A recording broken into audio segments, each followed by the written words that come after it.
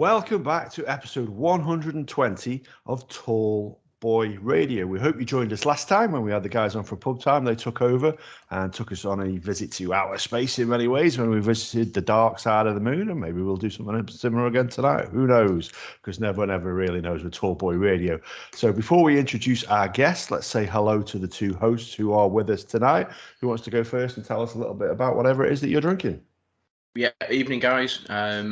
Tonight I'm drinking a beer that I haven't. One of my all-time favourites really is a Lef, and I haven't really had it much on the podcast. And you can't drink Lef without drinking it out of a Lef glass, kindly provided by Andy. So thank you very much again, Andy, for that. Yeah, looking forward to this. No idea where it's going to go.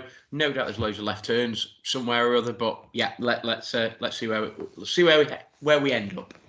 Indeed. Andy? Howdy. The old Delirium Red.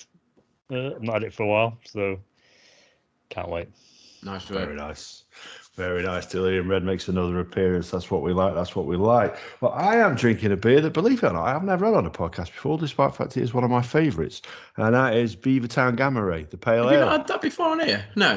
No, I went back to my little white bloke with the Stormtrooper on the front, and yeah, I've not had this beer on here before. I had Lupulid, obviously, but not that one. Wow. Okay. So before I introduce our guest, I want to say a big thank you to our friends at Ollie's who are sending us out another care package. Obviously, they've watched us on the video on the YouTube and obviously thought we looked a little bit malnourished, and they're sending out some more stuff and snacks for us to try that go nicely with our beer. And if you are based in the UK, you too can try it with 20% off as well by using the promo code TallBoyRadio, all one word, all capitals, when you check out. And that will get you, like I say, 20% off your order. And it's also worth mentioning that their chocolate-covered pretzels are available in 900 Sainsbury's local stores up and down the country. But just remember, that promo code is only for use in the UK. So, that mouthful out of the way, let's introduce our guest this evening who's been sat there patiently waiting. So, Anon, would you like to say hello and tell us just a little bit about yourself? Yeah, hello, I'm Anon, and basically I just make music, and I have a blast doing it. I basically just release whatever, and I don't apologize for what I release. I just release music, and I have a blast doing it. And if people like it, they like it. If they don't, they don't. I really don't care. I just do what I do, and I have fun doing it, really. And I like to meet new people along the way and talk to new people, and maybe see what comes out with situations and stuff like that. Are we allowed to swear on this, or how's that go? Yeah, you can swear. Yes, yeah, you can swear, dude. Yeah, it's not a family show. Okay, I wasn't sure. But and by the way, I thought you guys were based in Canada for some reason. No. We're in the UK. UK. So... In the UK, okay. Yeah, I thought you guys were in Canada. Maybe it's because you guys are so damn friendly. I'm like, they have to be Canadians. Yeah, possibly. Yeah, I've been to Canada, and they are a pretty friendly bunch. I'll say that for them. They are. They really are. It's strange. Well, yeah, we definitely could be Canadian then when you say that they're strange. So, tell us a little bit about the music you create. Then, what kind of music is it then? It's if I had to compare it to what someone else does, it's similar to like a combination of Marilyn Manson, Alice Cooper, Nine Inch Nails, something along those lines, basically. So sometimes it doesn't make any damn sense. It's not really supposed to make sense. It's just, it's just what I create. I just do it on impulse. Don't think about it. There's actually not much thought that goes into it. It's all basically instinctual. It just comes right out the moment. I don't really question it. I just record it, and then I just mix it and just keep mixing it, and then end up with the result, and I perform it live, and it's a lot of fun.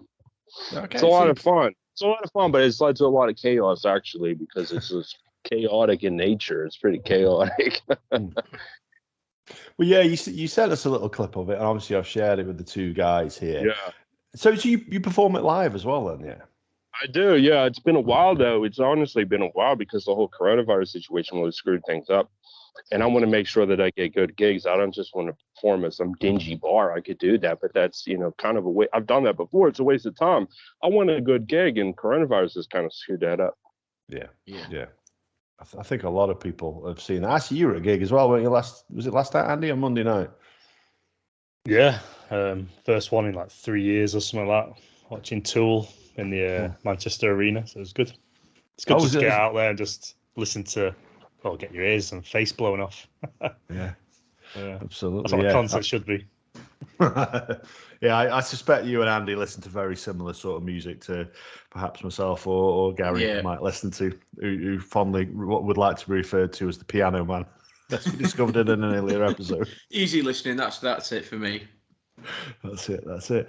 So, how many times have you performed live then? You know, what's your general feedback? What reaction do you get when you perform it on stage? Honestly, it's just like it's sometimes it's great, sometimes it's pure like chaos because the nature of the event sometimes just always just there's so much chaos you really can't really contain events. I've had events where like bar fights had broken out and just the show had to just stop like immediately because there's no structure to it. You know what I mean? It just comes right off the cusp, and it's not something that I think about, and I just somehow translate that chaos on stage, and yeah, sometimes it gets real chaotic. It's gotten real chaotic in the past. But it's fun though. It's fun. I guess that's part of the whole experience. I don't mind it. No, I was saying myself. I went to a gig earlier this year. A chap by the name of Jamie Webster. He's an English fella that you perhaps wouldn't have heard of. He's not international yet. And I must admit, like I say, I'm nearly 50. I'm 48 and 49 very, very soon. And I ended up in a mosh pit. And I've got to be honest, I loved it. It took me back to my youth. That little bit of chaos.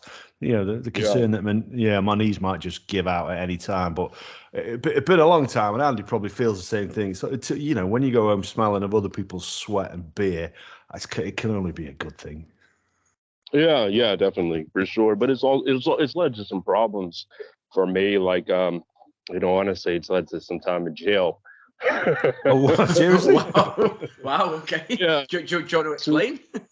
It's just, it's like you live it. It becomes you really live the rock star lifestyle, and you take that on, and it just becomes, at first it's just something you do, but then it really just translates to every area of your life. So it's actually caused me a lot of real world problems that I've recovered from, but like I just have to ease up on the rock star, like living that lifestyle, just calm down, just focus on the fucking music.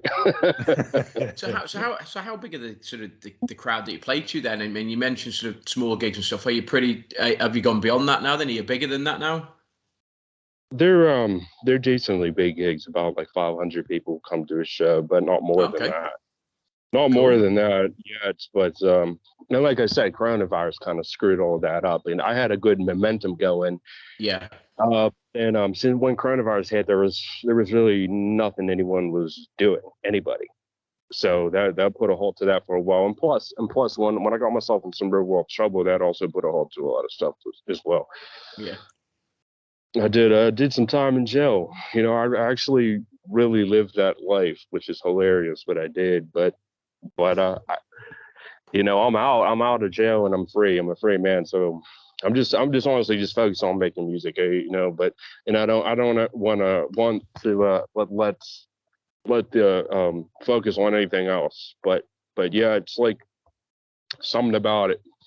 Something about it when you're on stage, like you just become a conduit for energy or something. You just take on all this energy, the adrenaline of the crowd and everything, and it just becomes a part of you. And the chaos, it just somehow becomes a part of you. It's like all, if you look at all the stories, like Ozzy Osbourne, Alice Cooper, Jimi Hendrix, all of them, like, I don't think they're trying to act like something. I think it literally it's hard not, you have to actively try to avoid the chaos or else it will consume you. But if you're not careful, then it totally will consume you and it'll cause some problems for sure. And is this something that you sort of you want to do full time? Is it something that you want to sort of pursue sort of further? Is it just a bit of a I don't know, how often do you gig? Is it a real dream to sort of get your music out there? It's something. I mean, I figured if I went to jail for this shit, it's something that I've obviously dedicated my life to. I'm a very dedicated person. When I get passionate about something, I don't half-ass anything. I go all the way through. Like I don't stop until, like, I don't quit. Yeah. And it's a passion. I'm a really dedicated person when I commit to something. So for me, it's about taking it as far as humanly possible. That's the goal. And I'll get there eventually. I don't worry about that. It'll come when it comes. But I'm just really enjoying the process. I get up in the morning. I'm grateful that I'm blessed. I'm grateful that I have a life ahead to look forward to, and a whole bunch of all the bad stuff is in the past. I don't have to deal with that shit anymore. And is that stuff that you write about music? Is that influences your music? Your sort of music sort of storytelling? Yeah. Is that so? The influences on you are your life story, effectively. Basically, yeah. It's like it's dealing with all that stuff that was in the past, and kind of using it as a channel of all the negative energy, so you don't get stuck with the negative energy. Yeah, so it's like sort of the rage or the anger that you can just then release through the song, and that's like, let it go. Now it's done in the past. It's literally therapy. It's therapy. If it weren't for the music, I'd be locked up in a mental asylum or something. Seriously. Wow. You have to let that intensity out in a somewhat socially appropriate way, or it'll lead to problems. There's no other way around it. And do you find that sort of the music, you people get drawn towards you, so like-minded people, all the people with the same sort of philosophy and outlook as yourself on life? Do they come to your gigs, or is it just an absolute sort of random sort of mix of people? It's in the past it's been random, but actually there are some people who do flock, I guess you could say, the philosophy, but really the philosophy is just like, there are some people who hang around and they kind of, I guess, look for some sort of guidance, and I just tell them, basically simple shit, just like focus on making your life better. Really, it's that simple. Don't go backwards, go forward, make good life decisions. Like, nobody has to go to jail, and nobody has to do that shit. That's like, that's putting yourself through hell for no fucking reason. It's pure insanity. Nobody has to do that. And I've learned from this mistake, so I don't ever want to do that again. And if anything, I just want to relate that message to people to go for it. You don't need to put yourself through hell. I mean, there's no point to put yourself through unnecessary suffering. Life is hard as it is, so why would you put yourself through unnecessary suffering? Yeah. Really valid point. I think it's an important message to get out there. So, quick question then. Going back to the live performances, one thing that would really stop me from ever going and doing something like that. Do you not get nervous getting up there in front of a crowd of even like 500 people? Do you not get nerves at all doing that? I do get nervous. I get nervous, but there's another the way I approach fear is different. I'm just a kind of balls to the wall person, and I just allow the intensity and the anger to, even when I was in jail, I'm the type of person that would take on 100 people if I felt like if I felt there was a reason, I'm the person, like, I'll stand by myself if I feel like I'm standing for something that's of value. Yeah. I have no problem. And I kind of think like standing on stage is the same way. Actually, I think a whole bunch of inmates is a lot, like, handling those guys is a lot worse than handling a crowd, I think, for sure. Yeah. Yeah. So your music then, are you, I sort of get the impression the type of music maybe that you play, do you play instrument as well as sort of write the lyrics and sing? Are you part, or is it just yourself? Are you part of a bigger group, or? I hire people to play instruments for me if I need the extra help on stage. But like when I'm recording this stuff, I generally do it all myself. Wow. But okay.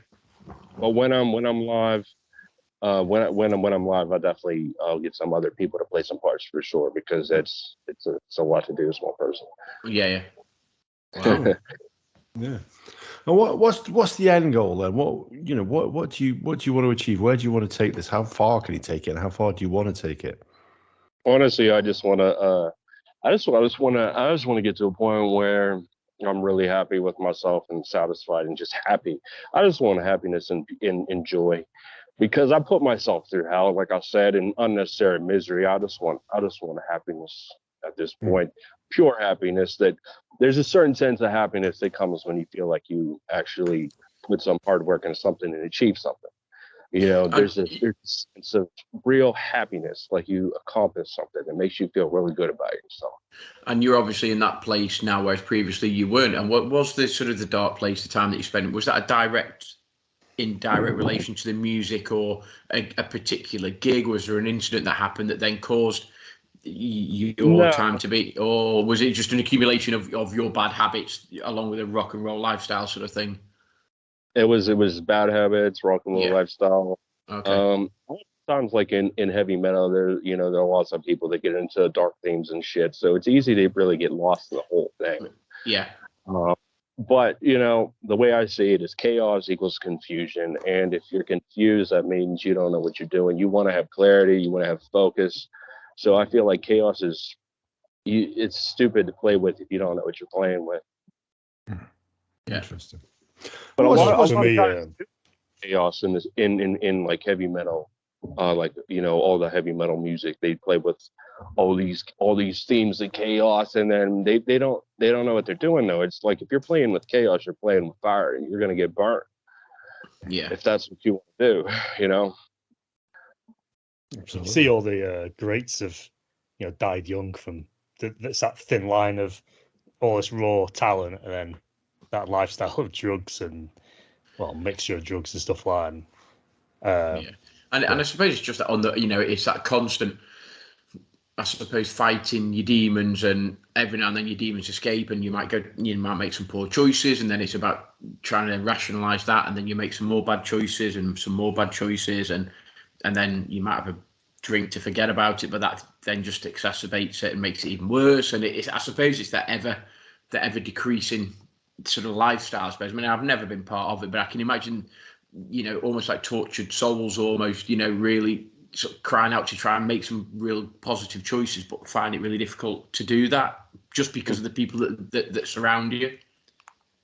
Yeah, I would definitely say that. I would definitely say I'm a tortured person. I know that sounds cliche as fuck, but I mean, like, that's why I make music. I mean, like, there's some part of me that's crying out for whatever the fuck. There's a lot of pain inside. You have to let it out. And I think it's part of being a person, there's just part of being a person. You just have to let that out, and you have to let it out in some kind of way that doesn't set you back, but set you forward, because you either go back or you go forward. And I've set myself back. I've self-sabotaged enough.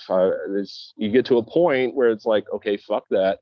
I don't want to keep doing that. It's a waste of time to keep setting myself back. Why not choose the good things in life when why choose the bad things in life when you choose the good things? And that's the point you have to reach.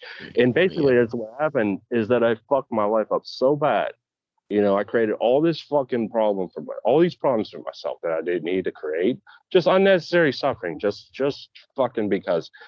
And you get to a point where you're like, well, okay, I'm done with this. I'm absolutely done. I'm done. I'm done with the fucking, setting myself back, self-sabotaging. I'm done with pain. I'm done with the misery. I'm done with the chaos. Fuck that. What's the point? Nothing that comes with that. So I honestly feel like there's truth in it. When you hit your rock bottom, that's the only time you'll really change. I feel like it has to get bad sometimes for you to come to that clarity, at least for me.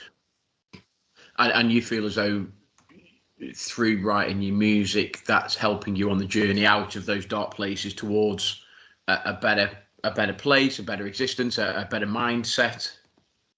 Yeah, it's not just writing the music though. It's about meeting people, coming in contact with new people, meeting new people, focusing on the future, planning things. All those things are very important. It's about really just taking appropriate action. Yeah. And you have to get out of your insecurities. You can't be an insecure person. You have to let go of any insecurity. You have to let the insecurities die off. It's the only way, because the insecurities are weakness. You have to let you have to get out of your head. You have to just, strengthen your own mind. So effectively taking control of your life rather than allowing your life to control you. So it's you making those positive decisions to do the things that you want to do rather than things being done to you.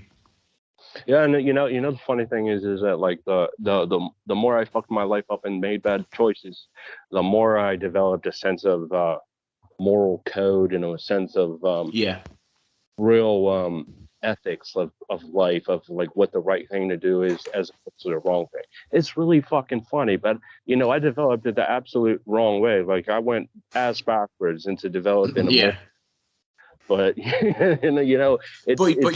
have to have been there to realize that, to then work with that and come out of that, I suppose.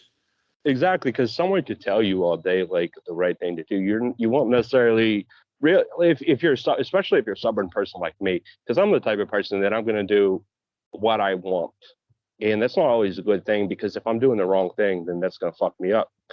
So for me, it was about I wouldn't listen to anyone's opinion. I wouldn't listen to anyone's advice. I always did me. I always lived on my own terms, because I didn't like being told what to do. So I don't think anybody does, but I really didn't like being told what to do. And so I just made some bad choices. But it's funny, because out of those bad choices, that's actually, I don't think I ever would have developed such a strong sense of moral code / honor / ethics of the right, because there are right and wrong decisions, and we make them every damn day, and I wouldn't have learned that. I would not have learned that had I not, so it's funny, because even in all the bad shit that did come, there is a lot of gold that came from all that shit that I put myself through. It's funny, but yeah, that's what happened. Anything like that, I think anything in life is a learning experience, and you take it with you. You take a little bit of that with you on the go, whether it's good or whether it's bad. But like you say, you've got the opportunity to do something positive out of that, and I respect that. And thank you for actually sharing that perspective with us, because it's actually a really, really interesting perspective, and I think a lot of people can take something away from that and probably have experienced it, in lesser degrees, one way or another. So, yeah, am I right in saying you're based in Pittsburgh? Yeah, that's true. Mm-hmm. Cool. So I'm a Steelers fan, so I've got a lot of love for the city of Pittsburgh. So tell us a little bit about the city that you're based in then, and what the music scene's like there. Honestly, the music scene here is pretty lame. There's really not much going on.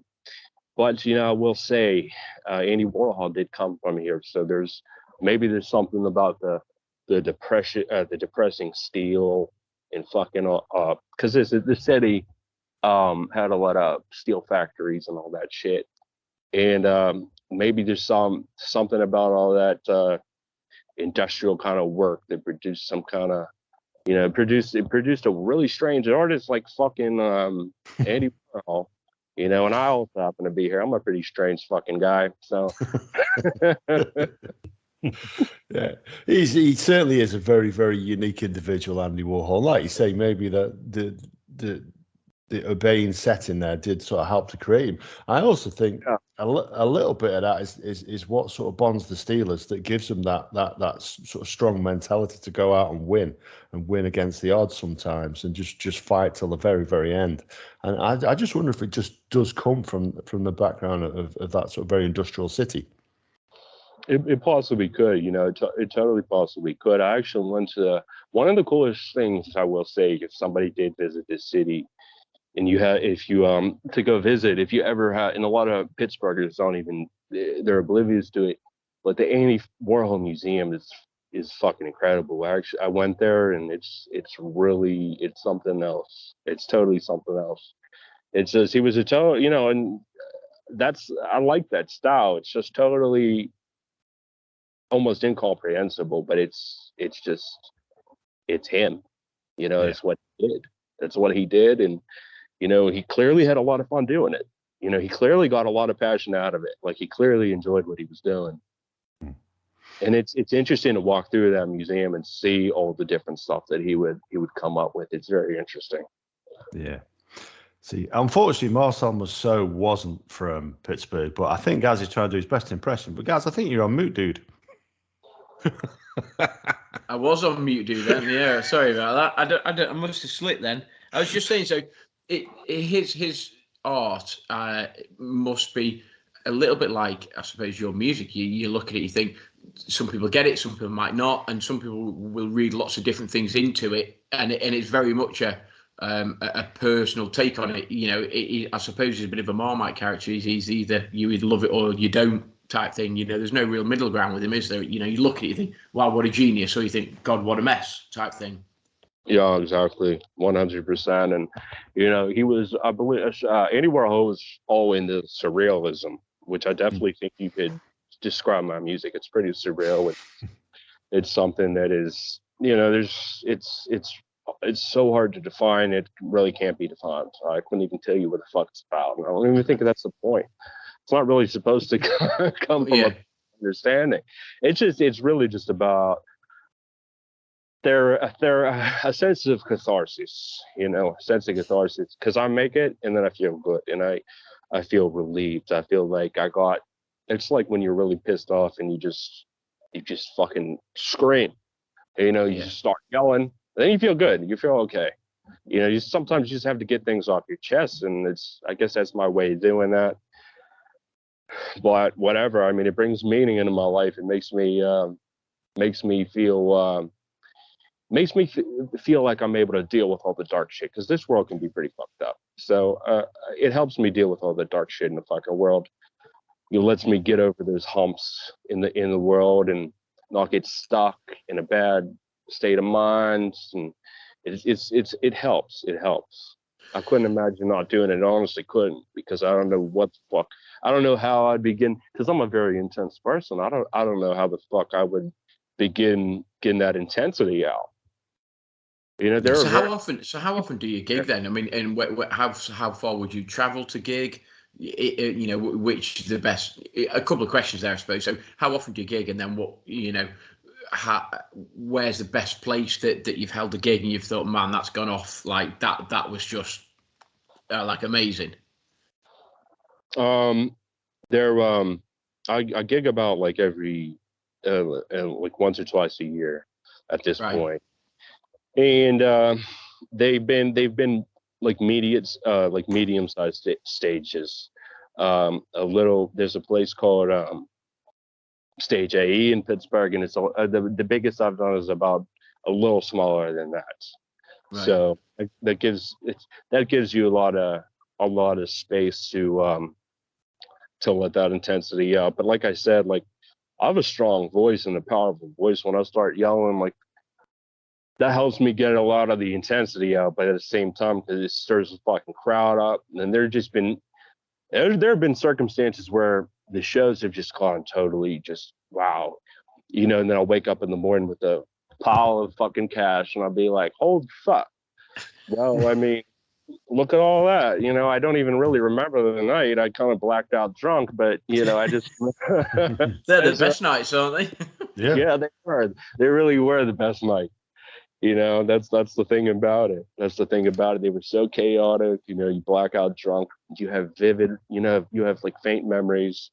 You just remember arguing with the fucking owners and them giving you the money. Then you fucking get out of the fucking venue and the whole fucking crowd. There's fucking chaos inside. You know, people are fighting with each other. And the best nights. Generally, like we're calling the police, and you're like, oh, fuck, I'm the police. No, not again. Oh, how many times they've called the fucking police, and I've had to fucking just get the fuck out. Have you ever been stopped, sort of effectively mid song or mid concert, mid gig? Have you ever had sort of the owner say, mate, you're gonna have to come off the stage because you're causing chaos and like the place is gonna go to rat shit? Have you ever actually been pulled off? Or about half, it just depends. If I'm drinking, if I'm getting I've learned over time what works and what doesn't work. If I get smashed fucking drunk, then there's 100% a chance that the show's gonna fucking end early. Obviously. Fair play. Nice work. If I just get a little drunk just to take the edge off or something, then I can do that. I could do that. It's about, you have to know your limits. You have to know, okay, like, not that extra half pint of vodka. I think that will tip you over the edge. Yeah, let's hit me over the edge. Yeah, maybe just one pint. Maybe just one pint. Fair play. Fair play. So the interesting answer that you gave earlier as well is when we asked you about what the end goal of this, it was happiness. And normally, I think when you speak to a lot of people when they're setting out on like a venture like this, the idea of money and making it big comes in there along the way. If fate did come calling for you, is it something you'd be interested in? Yeah, I mean, anyone who says they'd be happy doing it and being poor is full of shit. There's no satisfaction about that, especially when the music by its nature is fucking chaotic. Especially, it's like you're putting blood, sweat, and tears literally into the work. Like, you deserve fucking payment for it. You deserve like, if you're putting all that effort, you want some kind of payment back on it. Like, you're putting your soul into it. Yeah. You're putting your soul into it. At a certain point, yeah, you definitely, you make it not because of money. It's never because of the money. It honestly isn't, at least not for me, maybe for some fucking people. But I think if they're getting in it for the money, they shouldn't fucking do it in the first place. But, it's never about the money for me. But at a certain point, you do reach a point where you're like, well, I've spent so much time doing this, so much effort, so much blood, sweat, and motherfucking tears. I do want some effort. I do want some return on it. You get to that point for sure. Yeah. So I think that's very reasonable. It's not about the money, but if the money happened, then yes, great. Yeah. Why would you do something and remain sort of beating your ass up every day and remaining poor or whatever, when actually you could do exactly the same thing and still pull your heart out, but somebody actually reward you for doing that? I suppose if the money came along, then yeah, that's the byproduct. You don't do it for that, but if it's there, then hallelujah, great stuff. Yeah, exactly. You should never get into it for the money, or else I think you should probably, if that's the case, then somebody should probably choose a different field, because I don't think it should ever get into music just for the sake of making money. It should be something real. It should come from a place of realness and genuineness, or else what the hell's the point? But of course you want, it basically becomes a job at some point, so you do want payment on it. I think that's only reasonable. Yeah, it's very similar in many ways to well, it's not actually, because we don't really any real talent, but it's similar to what we do when we started doing this podcast. There's times when we do get a little bit obsessed with our listening figures, and actually ultimately when we don't think about them and we just put out something we enjoy. And one of the things we most enjoy as well, isn't it, guys? I think you'll agree with me when I say this, is chatting to people that we never met before. Oh, yeah. So when you reached out to us via Twitter, I think it was originally, yeah, absolutely. We were like, yeah, well, let's get this guy on. Let's see what he has to say. First of all, he's based in Pittsburgh, a place I've got a little bit of love for. And second of all, like I say, you're sharing with us some very interesting and unique life experiences. So, we're not looking at making any money out of this, and dear Lord, it's cost us a fair bit so far with microphones and equipment and what have you. But it doesn't bother us. We aren't looking for a return, and we don't expect to be the next Joe Rogans. We're just doing what we do for life experience, and like I say, same as yourself. Anything else that comes along the way is an absolute bonus. And I think I recently read a quote from Jim Carrey where he was sort of saying about fame. And obviously, he's a man who's had a little bit of controversy in his life, he's a little bit of fame as well, and a little bit of sorrow, is fair to say. And he said something like, I think that everyone should get rich and famous and do everything they absolutely ever dreamed of, so that they can see that it's not the answer. And I think when you look at the press at the moment, and you look at some of the people who are put up there on pillars and pedestals and knocked back down again, and stuck in courtrooms in some cases, you can see it really isn't the answer, that they suffer the same misery and disappointment in life than we do. And I think that's something you've got to be thinking about, isn't it?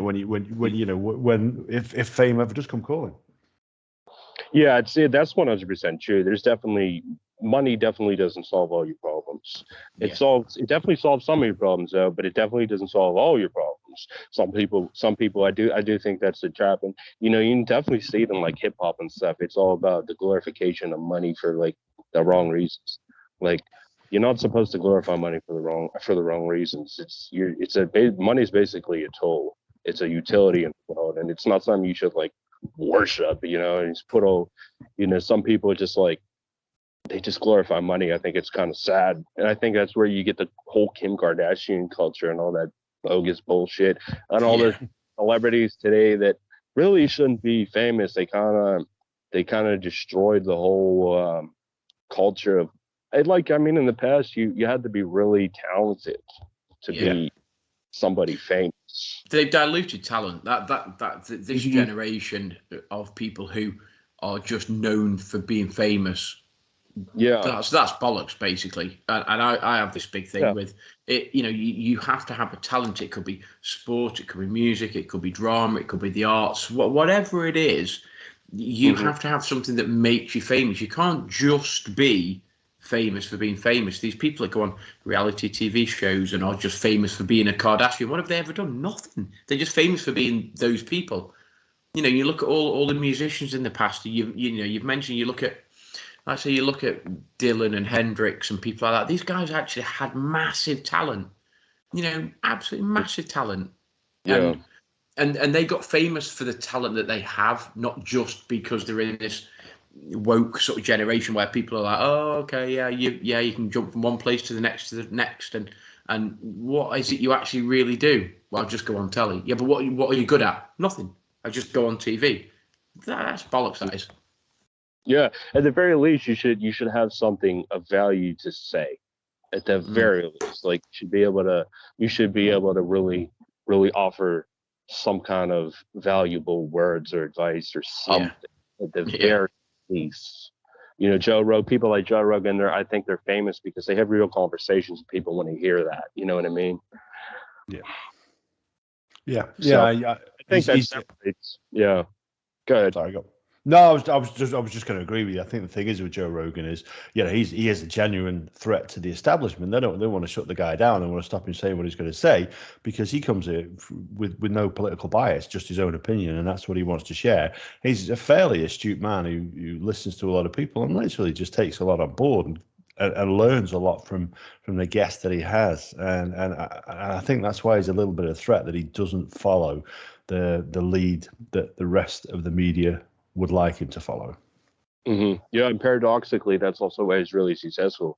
Because it's funny. It's people. That's what I was saying about the whole glorification of the money. It's like if that's your only value, then you have no values. Is what I'm saying. And if you have actual values, Joe Rogan has values clearly because he's saying something that's contrarian, and that takes guts to say, So you have to have some kind of character to do that, and that's what actually gets you the money.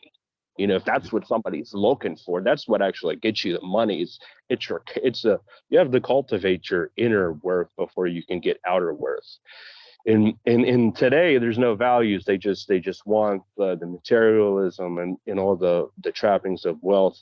But then those motherfuckers wouldn't be able to handle it when they actually do get it. That's why you always see, like you were saying earlier, they're always in these courts and blah blah blah, and all this bullshit about settlements and stuff like that, because they don't have fucking values. It takes legitimate integrity to get wealth and keep wealth.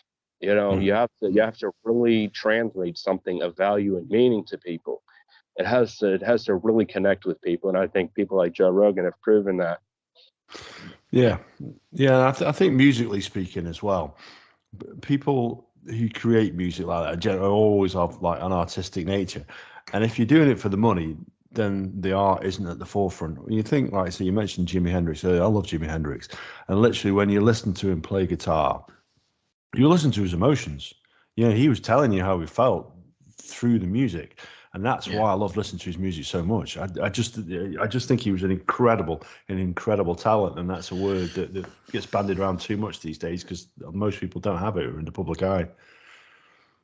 Yeah. No, absolutely. And you look at somebody, somebody like, and Andy mentioned it earlier, gone too young, somebody like a Kurt Cobain, somebody like that who, effectively tortured soul, but then bared his soul through his music and through his songs and made a number of possibly what some people might say are poor decisions, but then, fought his demons and his music meant a lot to a lot of people, but obviously then his sort of demons caught up with him, and obviously he died very, very young, and too young, some will say, but real sort of had something to say and tortured and went through all that pain and yeah, Hendrix and Cobain and people like that. Andy, who's the guy was it Linkin Park? Who's the Linkin Park lead singer?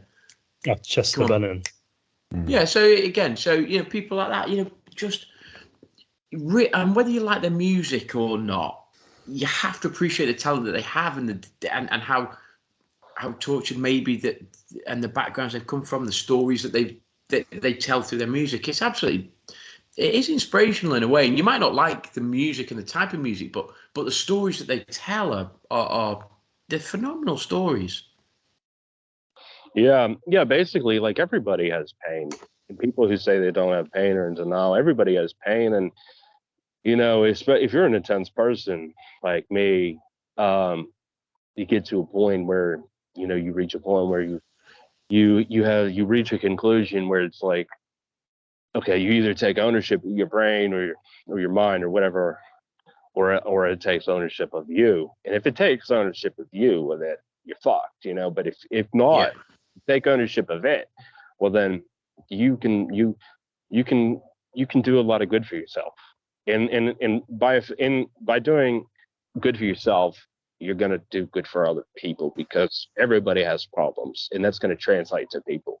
So that's just how it works. Everybody has pain, and it's all about putting that in perspective. And whichever way you choose to do it, everyone does it in different ways. It's about getting over your fears and insecurities and just owning up to it, and that's the good thing about making bad decisions. If you have to make bad decisions, is, if you're somewhat self-aware, then you'll come to the conclusion, well, yeah, I did that, and it does build your character because you own up to your decisions. And a lot of people don't want to do that. They don't want to own up to making poor choices, and I would have to be the biggest idiot not to own up to my poor choices, because I made so many poor choices that I had to own up to it. And then going through courts and stuff like that, and going before judges, it takes fucking balls, to advocate when you're looked at as basically nothing before a judge, and then you speak your mind, and you tell the courtroom how you authentically feel, and you have to explain all the stuff, and you have to own up to your mistakes. That takes fucking balls and guts. A lot of people don't want to do that, and it doesn't need to be that extreme, for example, but everybody has pain, and fuck yeah, I'm tortured. Fuck yeah, there's a lot of pain inside me, but it's allowing myself to be honest about that. And if I'm honest about that, then I can deal with that pain so that I don't fucking feel the pain. Not only do I not feel the pain anymore, but I go towards the good things, the happiness. Because why would you choose misery? Why would you to the point where you choose misery? Like, I want happiness. I want to be a happy person. I want the good things in life. You choose to. An old friend of mine once told me a long, long time ago. He said, you either choose. There's a right answer and there's a wrong answer, and it's true. A lot of people don't know that. They think I don't think a lot of people believe or know that. There's a right answer, and there's always a right answer. There's always a right thing to do. And it doesn't need to be some grand fucking thing every damn day. It's just there's always something that is going to be a right thing for you to do, and there's going to be something that's a wrong thing for you to do. Yeah, and life is full of decisions and choices, and if you generally make the right choice, generally things will be okay. If you continually make the wrong choice in whatever situation that you're in, then life is going to turn out pretty shitty for you. But there's always, at some point, there's always that chance that you can then turn things around. So if you make bad choice after bad choice, you then make a good choice, and all of a sudden you're on the right path. And if you then continue to make good choices, then good things will happen. And everybody has those choices. Everybody in every walk of life and every day of their life have these choices that they can make. And if you can start to make better choices, generally speaking, better things will happen. Yeah, I think it comes from a sense like everybody has a sense of struggle. Like we all, there's something in the genes of humanity that is geared towards overcoming struggle. And if we don't have struggle, we have to find some kind of struggle because it gives us meaning, it gives us purpose. And that's the only way we truly learn stuff, honestly. And that's the only way we truly grow as people. And that's the only way we can go towards good things. A lot of people don't even believe good and bad and all that, but make enough bad decisions, you'll start believing good and bad. If you start making a lot of bad decisions, it's going to catch up to you. You'd have to be the biggest idiot to not believe in good and bad at some point. I learned good and bad. I was playing on the fringes of society, thinking it was all fun and fucking games and all that shit. No, you play with fucking fire, you'll get burned. I got burned several fucking times, but but eventually I learned some really valuable lessons through all of that. And you get to a point where you don't want the pain anymore. You want the good stuff. You come to a conclusion that it's way better to have the good stuff, and you learn how to act. And you have to be totally ruthlessly honest with yourself. You can't let yourself slack. You have to keep yourself totally accountable. And it's just funny how I learned all that the wrong way, totally the wrong way. But you got there in the end, though, and that's the important thing. And your message is out there, and that's the struggle that you went through, and I'm sure that's an absolute inspiration to our listeners and lots of other people that actually you can go through those dark times and you can go through those bad times, but actually there is a little bit light at the end of the tunnel. And if you focus on that, then you can start to make some better choices in your life, and you can start to feel meaning in your life. Yeah, funnily enough, Gaz here is a teacher, so he'll know one thing in life, and many things. I'm not disrespecting what he knows and what he doesn't know. But one thing he knows for damn sure is people learn in different ways, and some people learn by being shown, some people learn by being told, and some people learn by doing, and sometimes by doing the wrong thing and learning. It is a recognised way of learning, isn't it, Gazza? Absolutely, and there's a phrase in teaching, and they say that when you fail, it's your first attempt in learning. And when you look at the acronym, it's FAIL, it's fail, but it's your first attempt in learning. Okay. Nobody gets it. Very few people get things right the very first time. Thomas Edison, when he was inventing the light bulb, was it 1,000 times he got it wrong, and then 1,001st time he got it right, or whatever? When you fail, that's just you rationalizing. And was it what Einstein again said? Was it the if you do the same thing and expect the same outcome, then that's foolhardy. Yeah, fair, or whatever the phrase. I can't remember the quote, but basically you have to learn from things. So you experience everything that happens, and if you learn from that and you take that and you don't keep doing the same things wrong, then actually you're in a better place than you were because you're learning, and that's what society is all about. When you fail, at times it's your first attempt in learning. It's the first attempt that you've had in doing something new. You might get it wrong, but then you learn from it and get it right second time or third time or fourth time, whatever it may be. And it's a massive philosophy that I have with my kids. It's like, don't be afraid to fail, because actually failing is actually okay, as long as then you learn from it and you don't continually make the same mistakes, because then that's foolhardy. If you don't learn from things and you continually do the same thing and expect a different outcome, that's not going to help anybody. Yeah, it's funny. It's like I was watching these stories on YouTube of there was this guy that went to prison, and this guy was just totally the wrong type of person in every sense of the word, and anybody. The point is that anybody, no matter who they are, anybody will learn the right way from the wrong way. It's just a matter of, some people have to learn in really different ways. I mean, that's just what it comes down to. Like when I was in school, for example, I didn't learn, I'm actually very intelligent, but I didn't learn. I sucked in school. I was terrible. And it's because I didn't learn like the other kids. That's just not my style. That wasn't my style. I'm the type of person, I'm the kind of person, if I would get some kind of new device or something, and you open up the box, I would never look at the instructions. Fuck that. I don't ever recall ever looking at instructions or directions. I don't take directions. I have to really sort things out. I play around with things. Like I'll put the pieces together. Yeah. So you learn by doing. So you look at it, you think, oh, I think that goes there. No, it doesn't go there. Actually, that doesn't go there. It goes there. That doesn't go there. It goes there. And you learn by doing it. In math class growing up, the teacher would think I cheated on the fucking test. She's like, how'd you come to that conclusion? And I really, because they try to teach you a certain formula that you must follow. Like it must be done like this. In this way, yeah. I don't think like that. I don't think in that manner. I think in totally different way, but I came to the conclusion. The whole point was I got the answer on the test. Yeah. But it was she had thought I cheated. I'll never forget that. She had thought I cheated on the fucking test. I didn't cheat on the goddamn fucking test. I just, my brain is just, I'm a creative person. I come to solutions in different ways.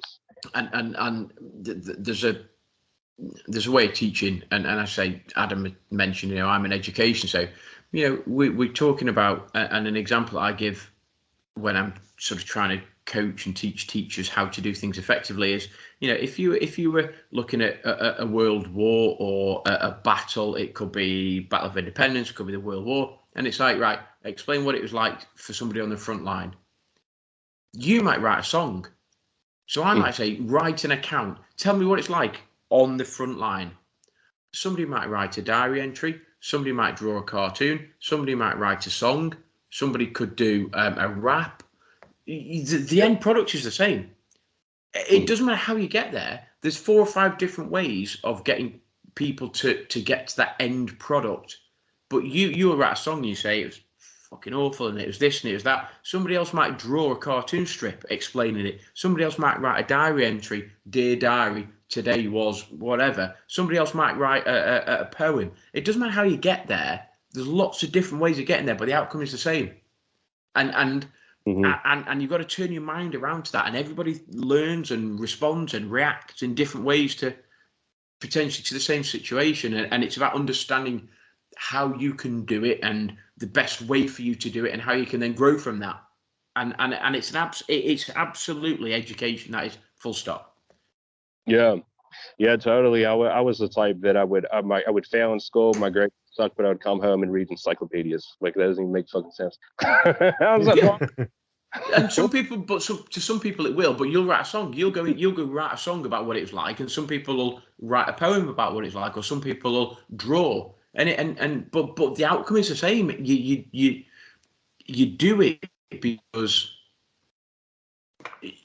it means something to you, and that's how you make sense of everything. That's how you make sense of what it is you've been asked to do, or life, or whatever it is that's been put in front of you. And you will do it completely differently than Andy, than Adam, than myself. But who's to say that you're right and you're wrong, and Andy's right and he's wrong? It doesn't matter. Everybody's different, and everybody learns and reacts and responds differently to different situations. And nobody's here to say that's right or wrong. You do what you think is right at the time. And if you continue to do what you think is right more often than not, generally good things will happen. That's definitely true. Yeah, that's definitely true. It's all about follow your intuition at the end of the day. My intuition's it's always when I've strayed from my intuition or I got too much in my head. That's where always the problems came about. It was never when I thought, okay, this is the right thing to do. This is what I got to do. It may require a certain amount of effort, but that's the right thing to do. That's always what's led to good outcomes for me, is when I listen to my intuition, because I think we all have some sense of guide that's inside of us. There's some sense of knowing what we should do, and for everybody it's going to be different, but eventually I think everybody gets to the same point eventually, which is that's the amazing thing about life, is that you can have all these different personalities, all these different kinds of people, you know. And if you do the right thing, you go to the same point in life.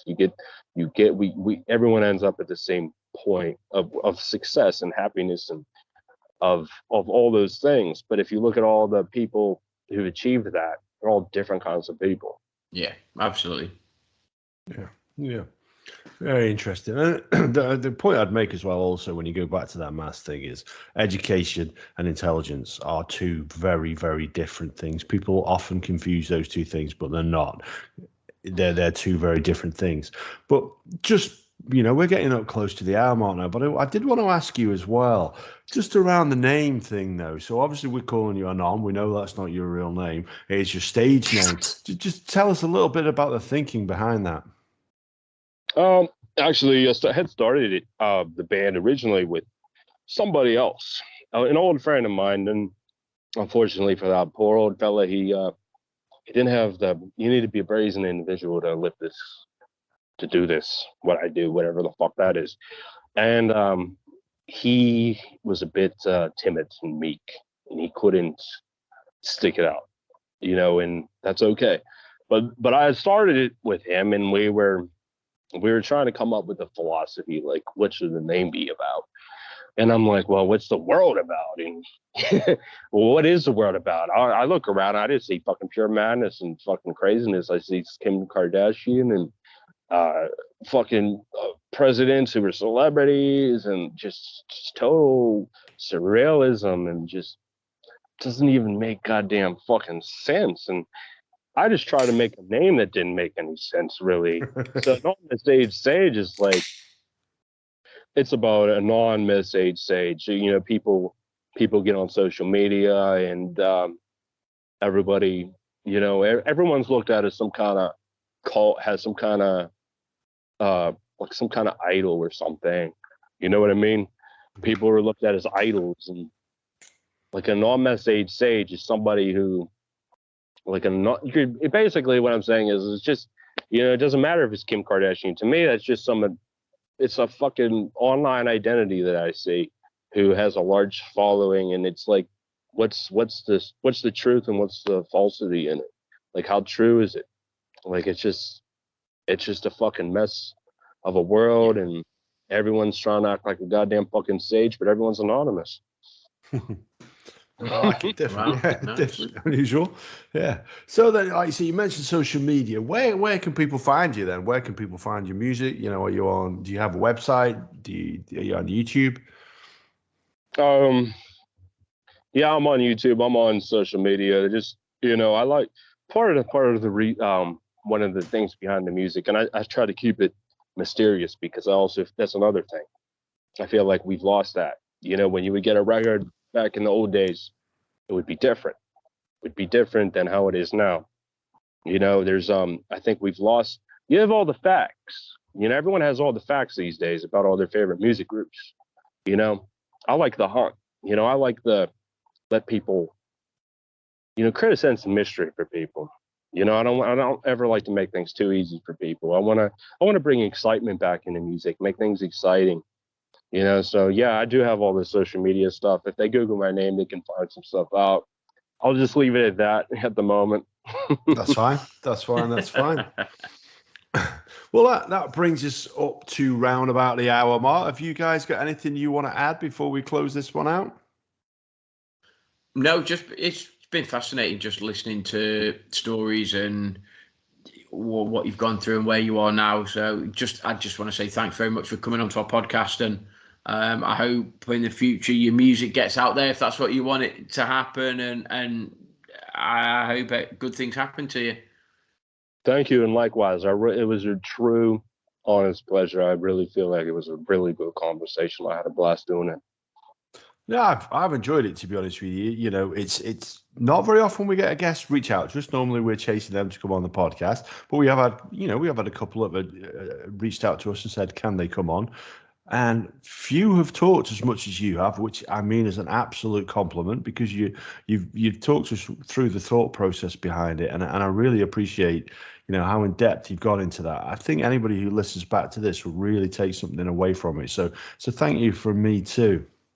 Yeah, and just the honesty that you've the stories you've told, the reasons behind why you do what you do, just the absolute raw honesty about the stories that you've told, it I think is fascinating, and I hope our listeners, well, I know our listeners will connect 100%. With it. So yeah, again, thank you very much for reaching out. I've really enjoyed it. So as I say, wish you all the best in the future. Thank you very much, and likewise. Cool. So shall we say our goodbye? So Anon, if you'd like to leave us with a final message. Basically, just it doesn't need to be anything complex. Just follow what you feel is right. For everybody, that's going to be just something different, because everybody's everyone's doing a different thing in life. But just follow what you honestly feel is the right thing to do. That's all that matters, and it's gonna eventually it will pay off. If it's the right thing, it will pay off. That's great. That's great advice. Andy, do you want to say goodbye? No, it's been good. I've not had to say a lot. So it's been good. The best episodes, Andy. I enjoy listening to creative people, whether it's because I'm not that creative or what, I don't know, but it's just good for people to say how they feel and what they want to do in life. It's good. Yeah, it's been good. Cool. Gaza? Yeah, as I said, I've just I've just thanked our guests for coming on. I've found it really insightful, and just want a final thought from me. I mentioned it in the podcast. At times we do find it a bit of a struggle to make the right choice and stuff, and we do find it a struggle to learn new things. But remember, every now and then when you fail, it's your first attempt in learning. So learn from it, move on. Don't make the same mistakes over and over and over again, guys. Solid advice, and we've had a lot of it this episode. Actually, we've had a lot of information there for you guys to take in and process, and I hope you take something away from it. I know I will. This is one of those things that normally we close off the laptop and I go to bed and get up for work in the morning, but there's always a little bit of something from each episode that I take away, and actually there's going to be a lot to take away from this episode. I've really enjoyed it, so thank you again for coming on, and to all you listeners out there, thank you for listening, and we'll see you again next week when we'll have something different on Talk Boy Radio. Thanks again. Goodbye. Alrighty.